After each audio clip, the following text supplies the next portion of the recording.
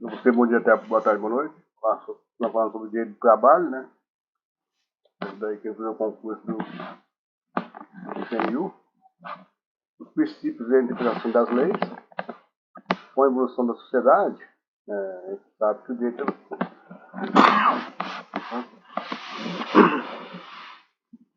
também evolui. Isso ocorre porque vão ocorrendo fatos, né, que o direito nunca tinha previsto na sociedade, mas precisa de solução. É melhor entender, imaginemos que no mundo antigo não havia leis punindo quem furtasse objeto. Porém, com índice alto, né, de furtos, foi grande, os líderes, os reis, né, da época resolveram criar leis para reprimir essa prática. E aplicaram apenas no caso de alguém descumprir, só se alguém roubar. E assim foi ocorrendo em diversas situações da nossa sociedade. No direito do trabalho, isso também ocorreu e continua ocorrendo. Aí surge uma grande questão: será que de uma simples leitura dos textos legais já existente é possível entender esse ramo de direito e aplicá-lo de forma integral em nosso dia a dia? Com certeza não, né? Pois sempre haverá fatos não previstos em normas jurídicas. Mas como fazer essas legalidades, né? Esses princípios? Para solucionar essas missões que surge a figura do princípio, né? Surgir aí novos dilemas, né? São muito importantes que as leis e as regras sejam ditadas, né? Não que uma lei possa ser descumprida para se aplicar o princípio, mas na interpretação dessa lei é que o princípio deve ser utilizado. O princípio, então, informa que uma regra jurídica deve ser interpretada, ou mesmo complementada. E no campo direito destacamos alguns deles. O princípio da proteção. Esse princípio traz consigo várias facetas, pois se leva em consideração o fato de que existe uma relação econômica, desigualdade entre o empregador, né, o patrão, o dono da empresa e o trabalhador. Isso deve ao fato do empregador possuir um grande poder econômico, que usará a força de trabalho de seus empregados para lucrar cada vez mais. Por outra sorte, o empregado passa a ser apenas mais uma engrenagem desse sistema, dependendo do seu salário, para a manutenção própria, da sua condição própria e de sua família, ou seja, ele ganha para sobreviver, o empregado, no caso. Já o empregador só pensa no lucro. Como consequência disso, e o objetivo de diminuir essa diferença, né, sempre que houver uma dúvida, né, na discussão de direitos dos empregadores deve se julgar protegendo o interesse do empregado, que é o princípio do indústrio para o operário, ou seja, porque tem menos privilégios. Lógico que tem que chegar num acordo de acordo com o princípio da lei, né, que é chegar sem prejudicar nenhuma das partes. Um exemplo prático nessa proteção, no artigo 381 da CLT, né, primeiro parágrafo, possui que a redução altura deve ser no mínimo de 20%, mas em convenção coletiva pode chegar até 50% entre ambas as partes em um acordo, mas não pode ser menor que os 20%. Assim que pede o CT prevê um salário mínimo mais baixo, haverá a norma mais benéfica ao obreiro, no caso da convenção coletiva, chegou no 50%, em acordo entre as partes. Princípio da irreduzibilidade de direitos.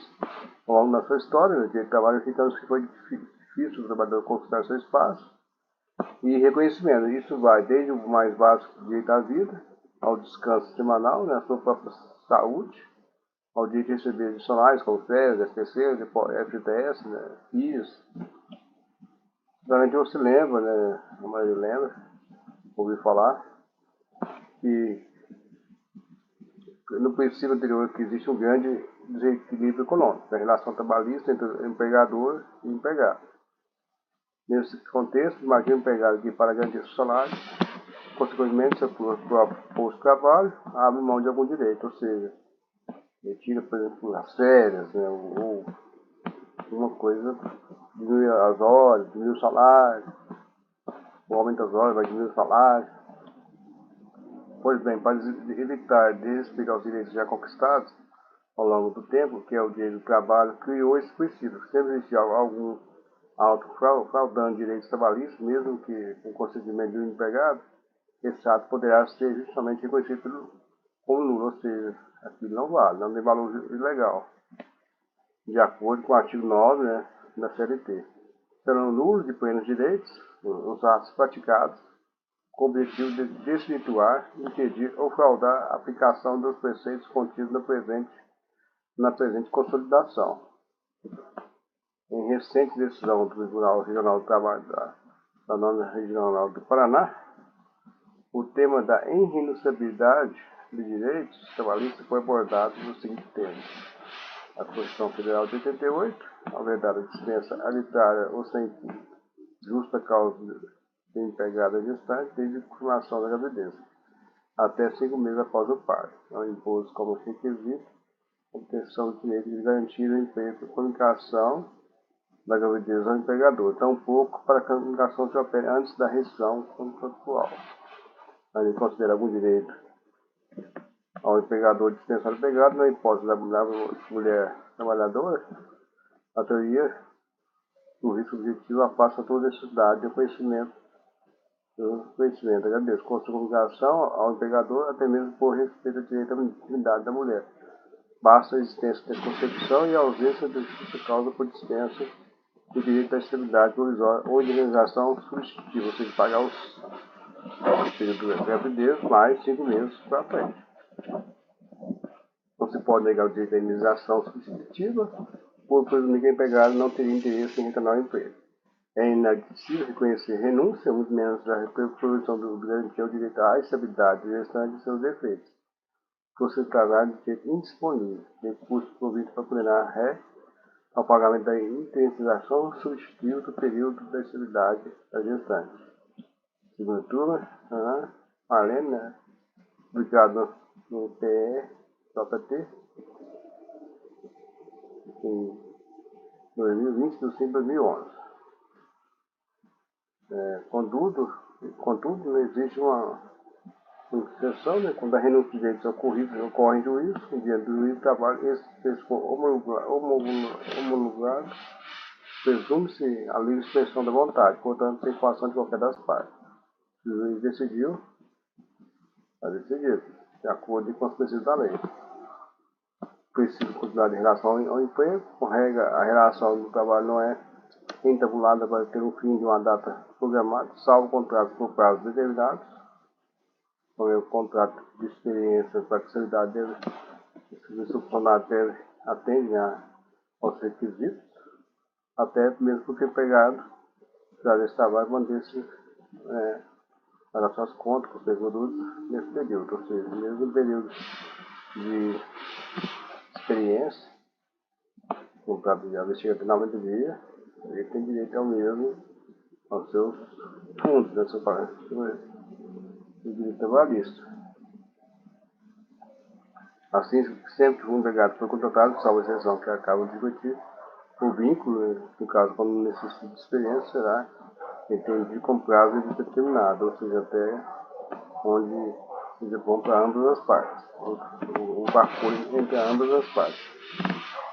Isso implica uma série de consequências, né, jurídicas, sendo as principais, no caso, né, de demissão, né, entre as partes, ou o pedido de demissão, esse aviso breve, que outra parte também tinha a intenção da revisão do currículo, a partir da data determinada, e no caso, né, no aviso combinado, deverá ser pagar o salário correspondente, aviso breve indenizado, ou mesmo em favor do empregador.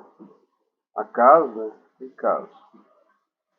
Hoje sabe-se que o trabalhador conseguiu de emprego, o aviso breve é cancelado por ambas as partes.